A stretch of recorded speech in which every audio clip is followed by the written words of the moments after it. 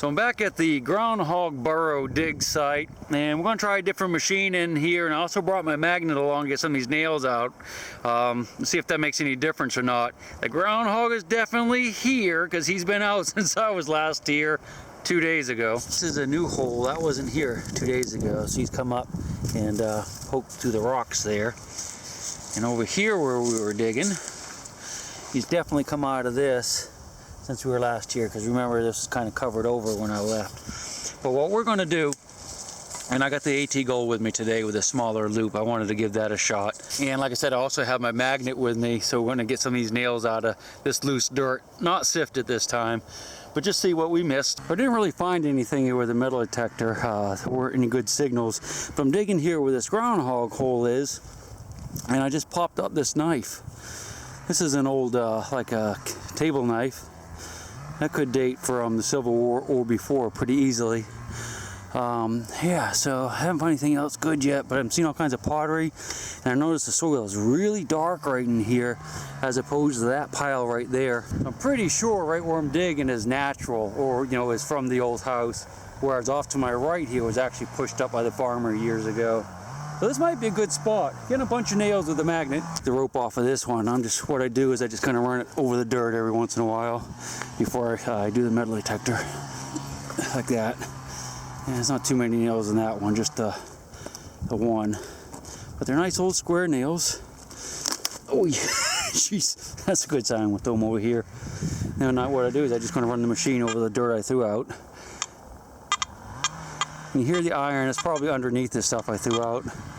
I had the discriminator set way up, like I'm 44, which is about maximum. I should drop it down a little bit, but I'm not going to yet.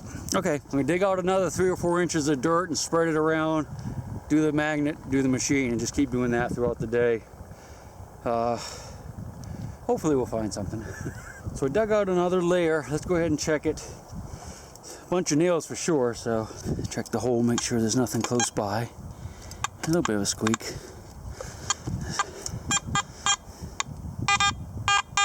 Something there. Ooh, 61. Could be a button or something. Those clicks are nails. We'll try to run the magnet over there when we're done here.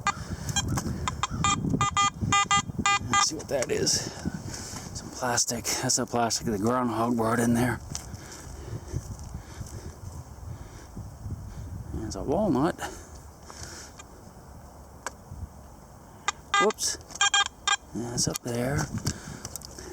All I'll do is just grab a couple handfuls of dirt. I do have a pinpoint. Ah, look, it's a coin.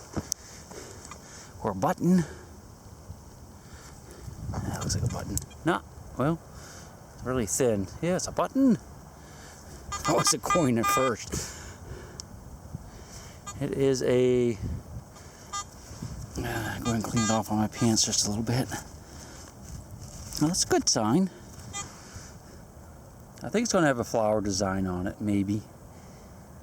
Maybe not. It looks like just a plain flat button. Don't see any designs. That's a shank on the back, or would have been sewn onto a jacket. That's a good sign. At least we found something today. Put this over here with the rest of the stuff. Run the machine over it one more time. Okay, let's take the magnet and try the magnet, see how much iron we can get out of here, if it makes a difference. I suspect it might not be making too much of a difference. I'm not seeing that much in the way of nails coming out, so I'm just going to run it over that top layer that we just did. Let's see what we got. A few little pieces, but not much. Looks like a piece of something there.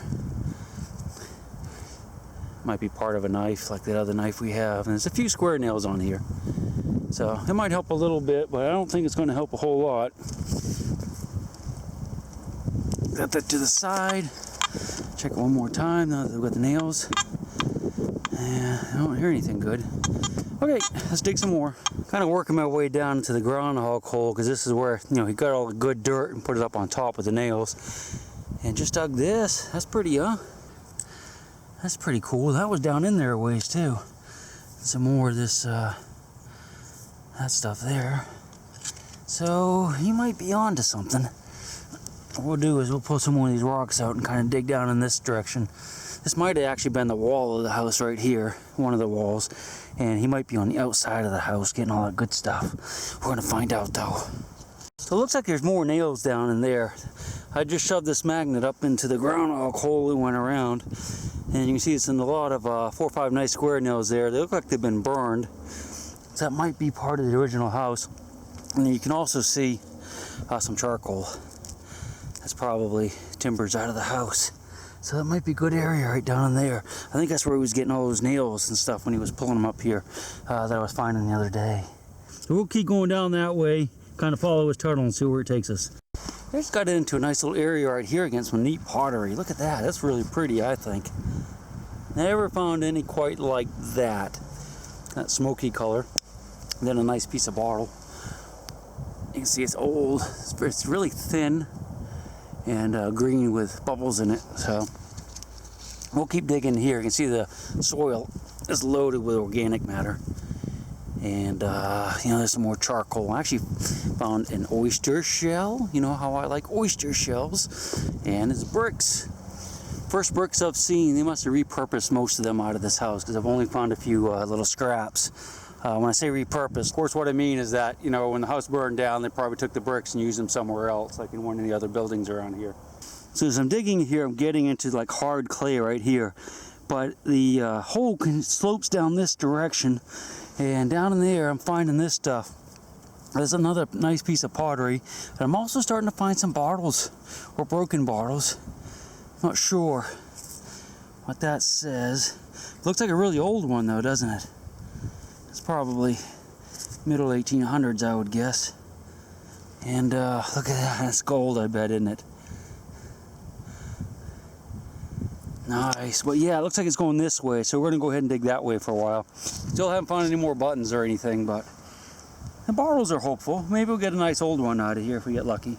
So let me show you what I'm looking at right now. It kind of tells an interesting story. And this is the hole. The groundhog hole goes back that way, the old one.